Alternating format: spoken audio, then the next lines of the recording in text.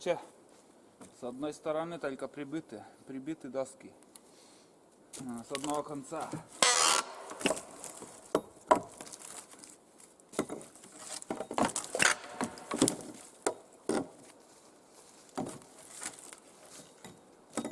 Ну да, нормально. Терпеть можно. Терпеть можно.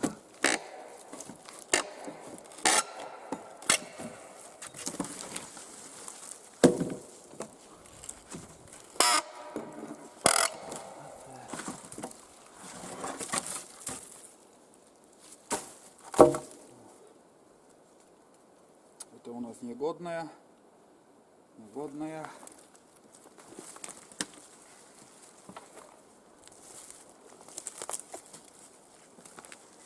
В принципе, второе бревно, думаю, еще пригодится. Думаю, пригодится еще.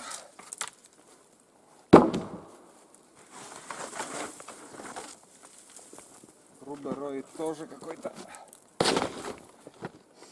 Видимо, уже второй раз использую, потому что не очень такие свежие.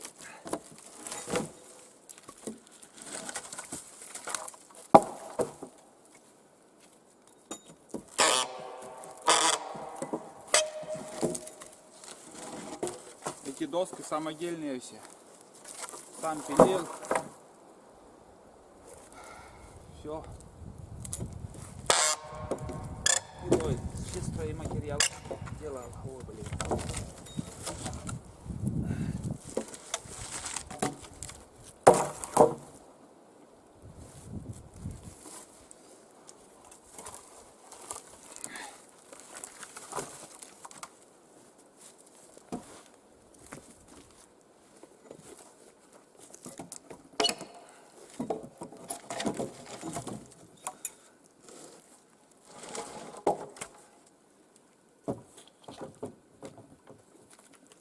Вот так и работаем. Каждый год так. Приедешь на несколько дней и целыми днями.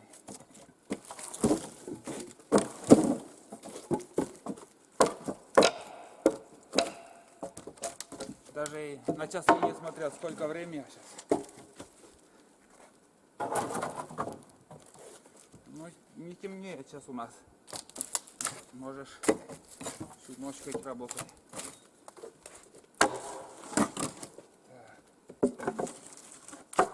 Этот тоже сломан. Блин. Да. Негодный материал.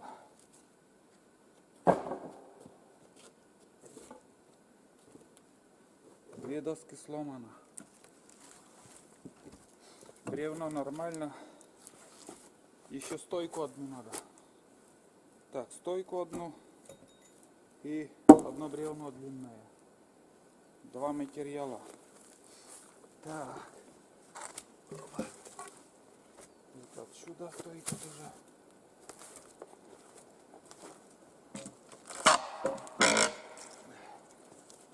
Все.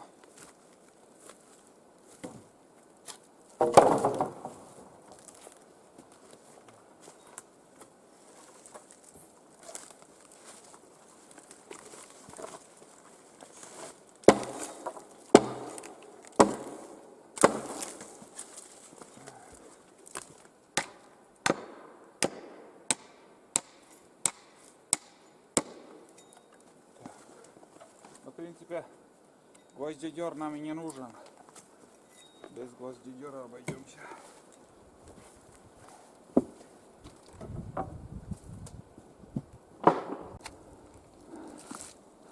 Ну что, ребята, третья часть работы выполнена. Только третья часть. Самое сложное еще впереди. Там еще надо стойки. Стойки еще надо где-то срубить. И опять доски надо все поднять, там прибить. Рубероидом постелить там. Покрыть рубероидом. Короче, дофига еще работы. А это тоже вот бездельничает. Вот такова работа у нее. Такова работа. Да. Осенью будет работать. Да? Глухарей будем гонять осенью. Сейчас она отдыхает. Все, одно дело сделано. Будем заниматься другими делами.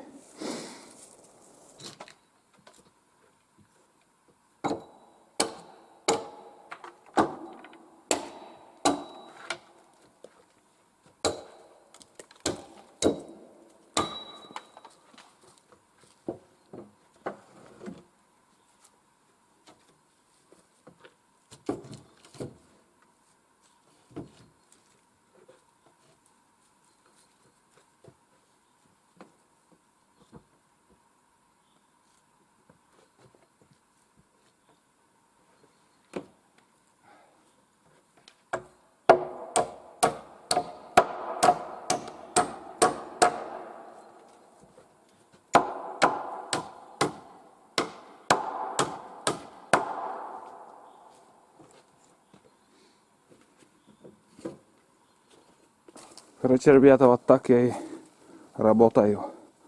Работа кипит, во рту сухо. Опять уже надо попить чаек, сил набраться. Потому что, когда непрерывно так работаешь, силы уходят. Выпьешь сладкий чай, и организм восстановит силы, там силы больше станет, и дальше работать можно. Ну сколько там? Где-то 80% работы мы уже сделали. Самое самое трудное сейчас для меня было это найти сухостой. Наконец-то мы нашли вот такой сухостой. Почему сухостой? Потому что тащить легче. И где-то длина, наверное, 3,5 или 4 метра. Диаметр, ну диаметр, наверное, 12-15 сантиметров диаметром.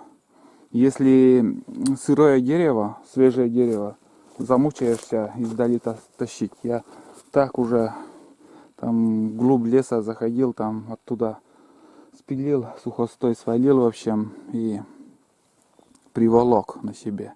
Приволок также из этого сухостоя еще стойки. Стойки вот еще одну. Ну, одну стойку еще сделал. Так, с прошлого года еще у меня рябина тут. Птицам повесил, думаю, кто-то покушает остатки рябины, а никому не пригодилось. Такая фигня. Ну вот, самое главное навес.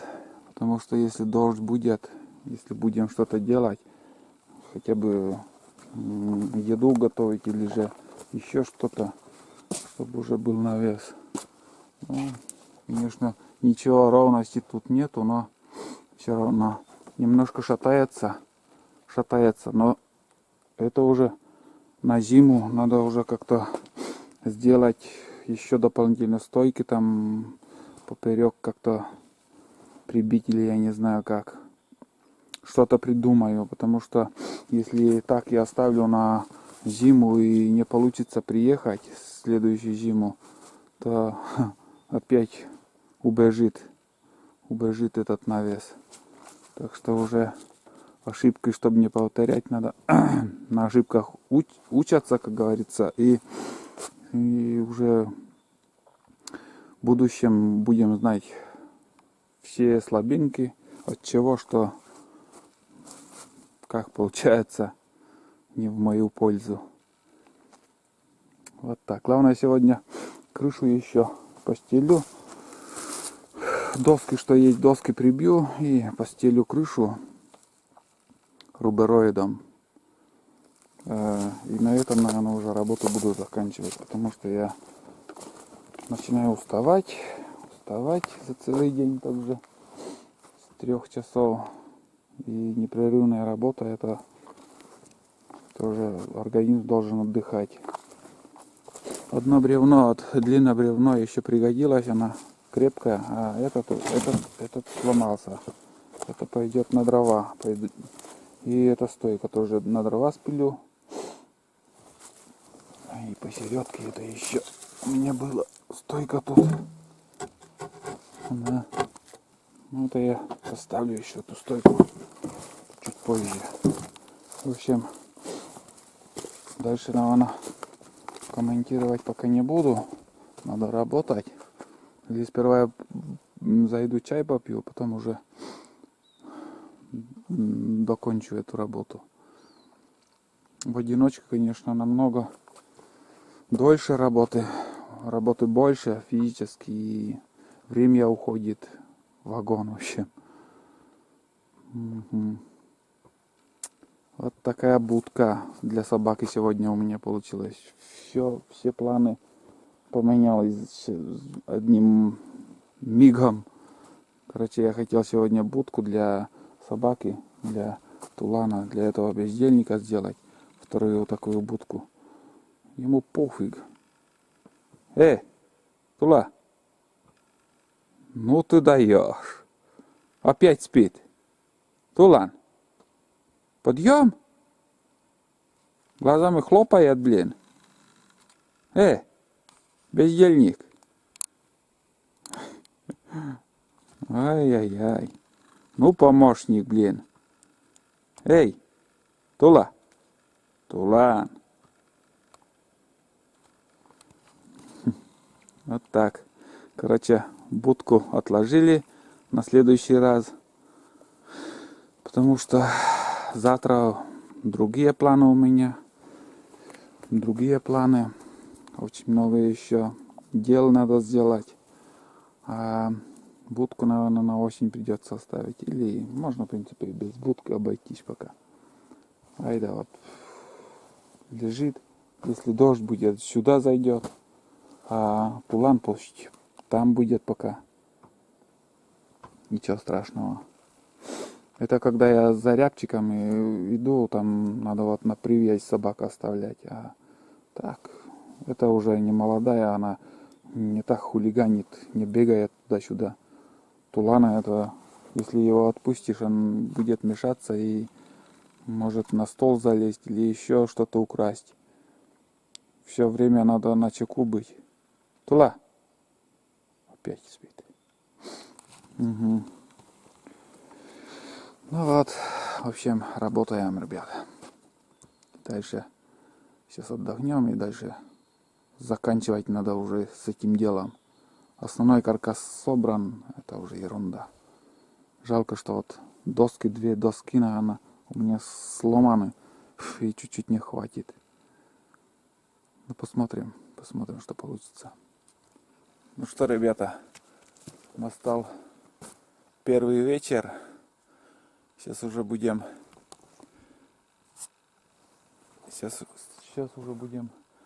отдыхать. Работу мы закончили. Навес готов. Покрыл рубероидом.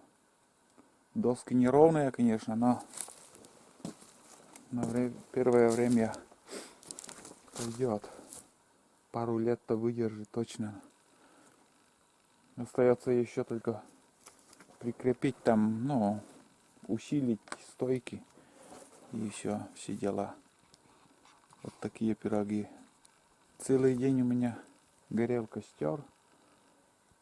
Горит и горит. Дрова подкидываю и дальше горит. Устал немножко, если честно, за целый день. Нормально поработали сегодня. Мусор вот только, не знаю, вот рубероид куда сжечь, там черный дым будет идти. Друг МЧС прилетит, там пожар, подумают. Так оставить тоже непонятно. Ну, наверное, соберу в кучу и пусть там лежит пока. Вот так. Что еще? Поужинаю и спать, наверное. Но завтра инструменты все готово. Завтра также будем заниматься своими делами. Наелся каши? А? Наелся? Да? Ну, давай скажи что-нибудь. Вот. Вот, вот, вот. Вот. Угу. Полная миска каши у него. Одну тарелку. Ну, ай, да, блин. Уйди. Прыгает, блин, как всегда. Грязными лапами. Да. Вот так. Ну-ка, тугды. Фу. Блин.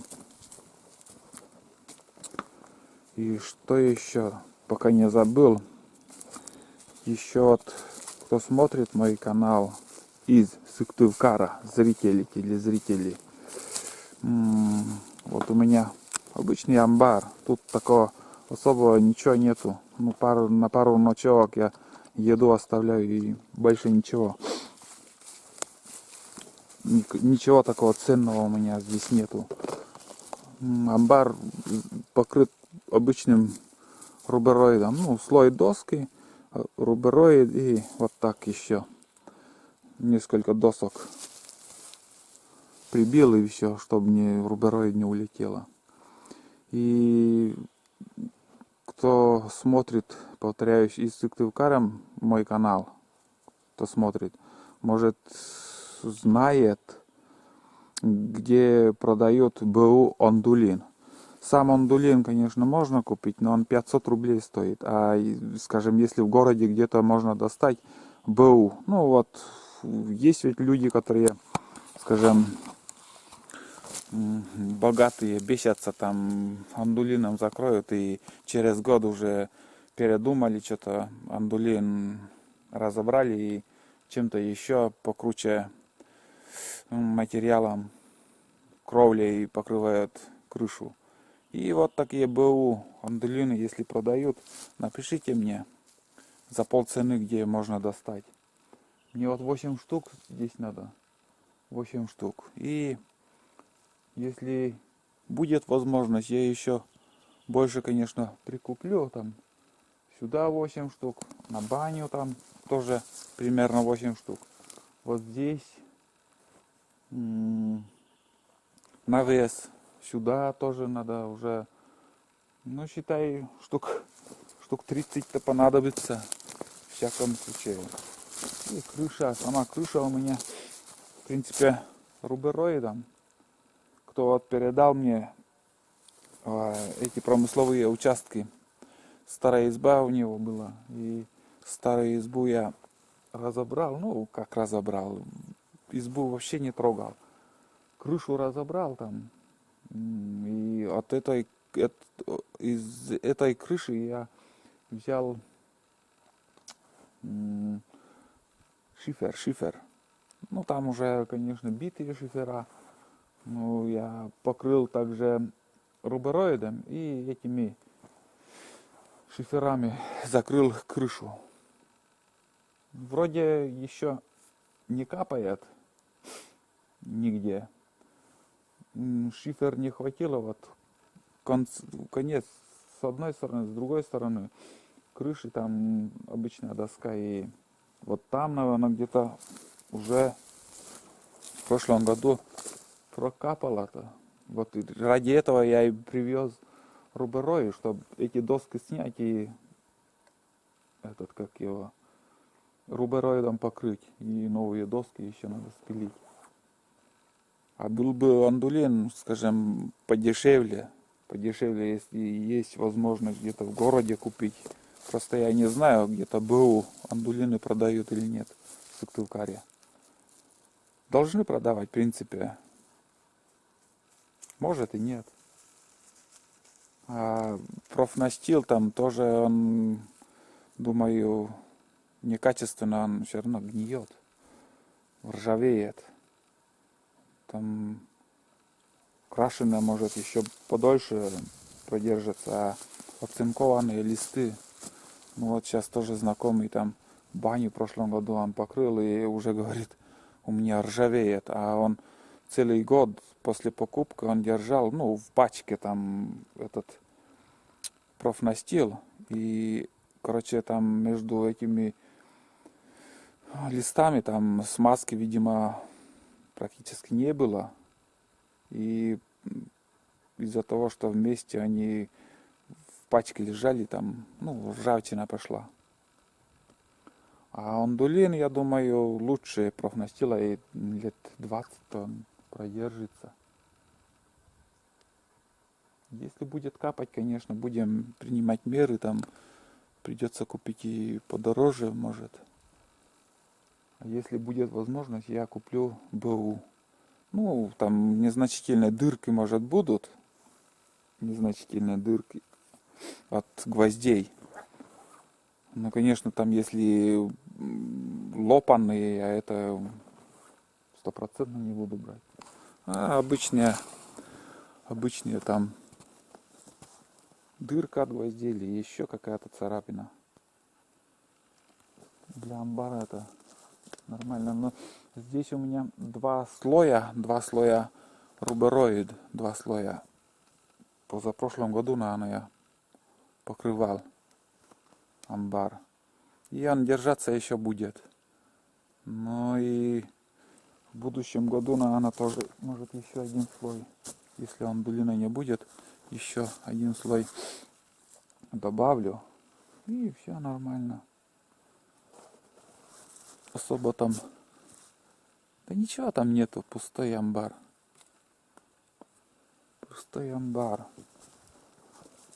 Тоже опасно как-то что-то оставлять.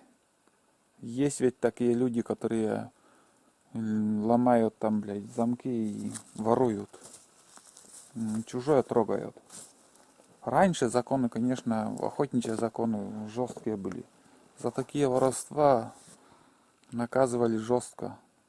Что-то если у людей брать, у чужого, скажем, сети там взял или же хоть ты проверил или еще, это жестко там наказывали.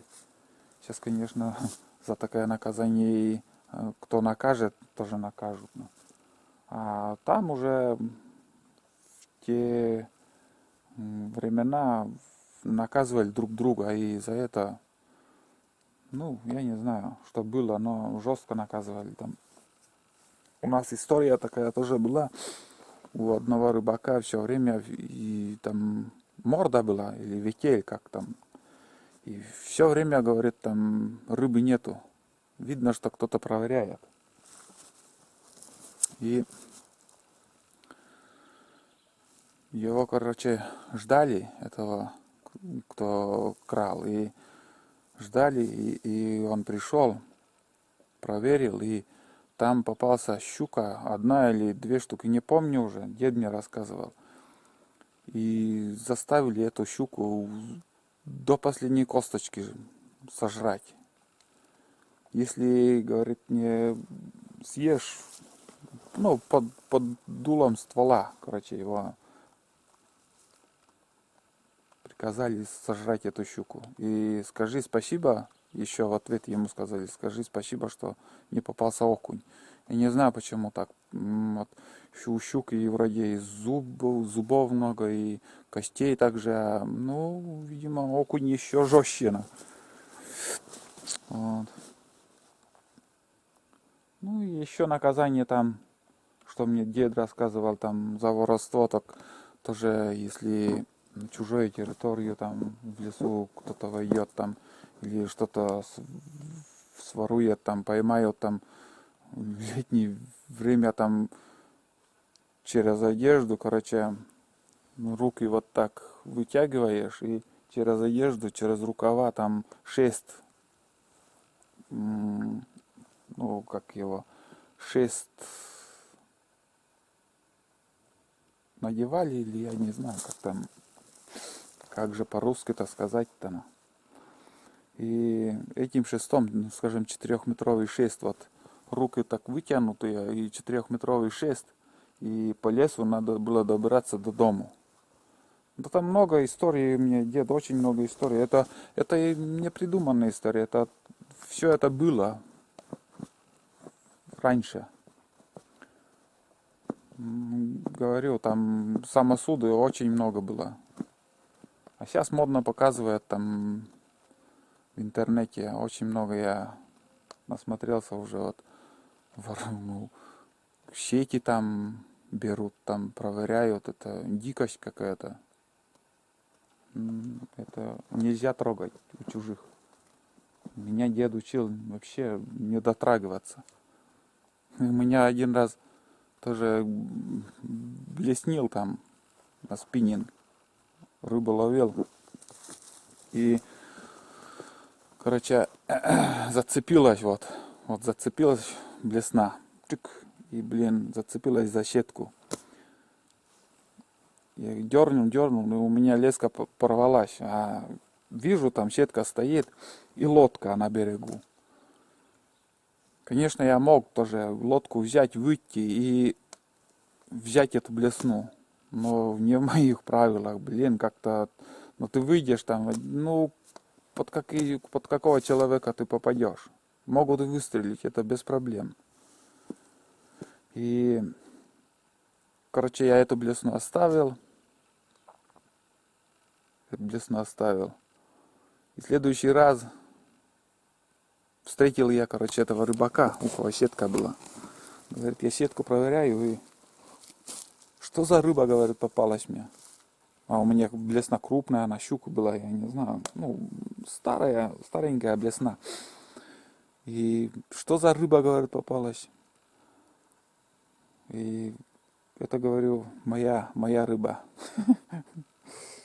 Ну, говорит, если хочешь там у меня, говорит, на избушке там повесил, там возьмешь. Так и не сходил я там. У него и остался эта блесна. Той избушкой я еще не был. Но недалеко от нижней, от первой избушки, там несколько поворотов. Можно, в принципе, сходить там. Может, уже выкинули или использовали. Вот так. Я не знаю, почему я это все рассказал. Может, и не надо было говорить ничего такого.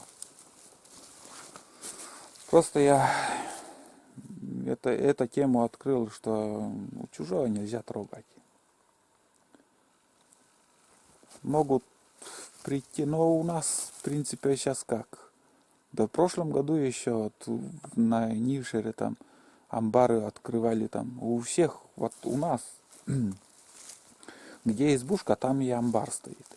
Амбар и стоит еще этот, баня. Это 100% во всех избах так. Раньше на сенокос ходили с ночевками. Это в 90-е годы мы очень много избушек построили. Я в том числе тоже после армии в 95-м году на сенокосе новую избушку. Вот первая избушка тоже построили. И вот как-то бум такой прошел. Вот сперва в палатках там жили люди, в палатке, там единичные избушки были. А потом так резко все так там построили, здесь построили, кругом и с ночевкой начали на сенокос ходить. Неделями они жили там. Ну, постепенно эти избушки сейчас остаются без хозяев практически. Очень мало кто ходит там. Многие уже умерли, многие скотину не держат, не ходят туда. Или времени нет, и ленивые становятся люди. Вот. Я тоже вот все как-то бывает, соберусь в лес, а потом тяну время, не хочется туда-сюда, еще какую-то работу найду. То надо сделать, это надо сделать. А раньше больше ходили люди в лес. И скотину держали, конечно, и на сенокос ходили с ночевкой.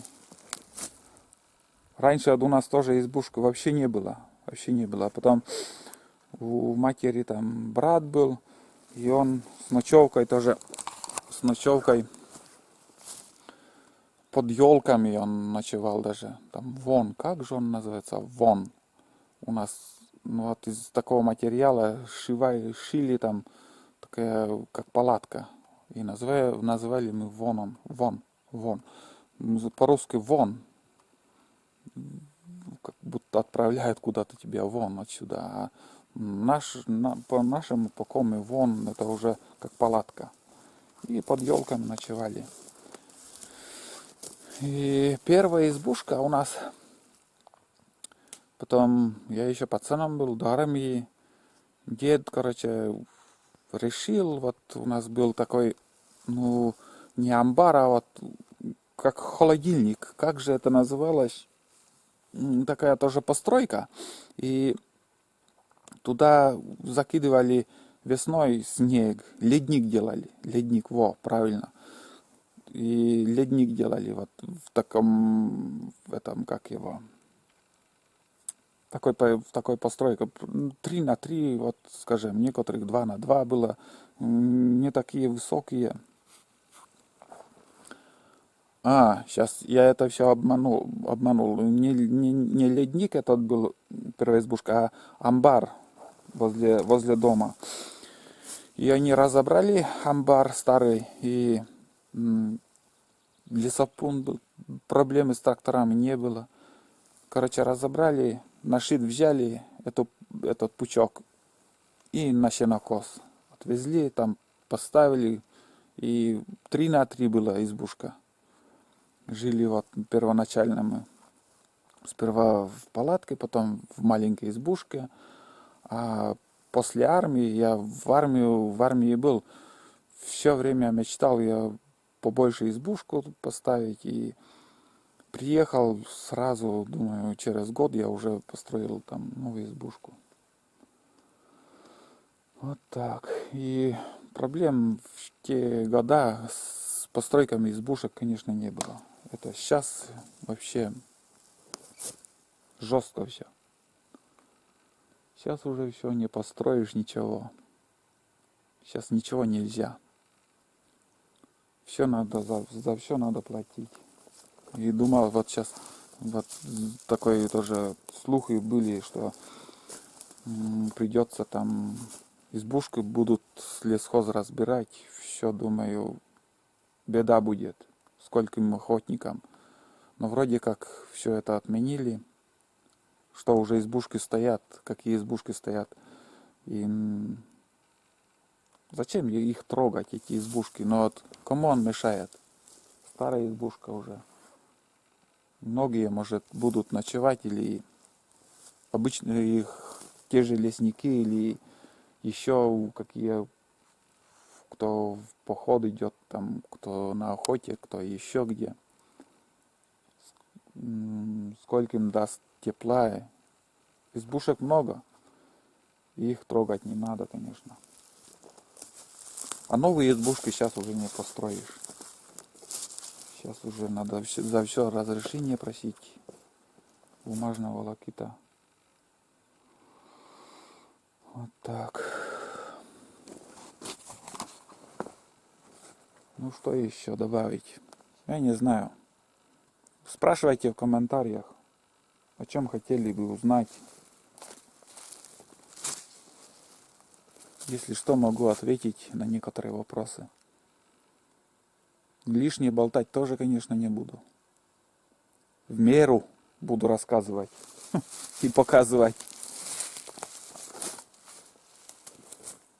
Костер тлеет, вечереет. Короче, первый день закончился, буду отдыхать.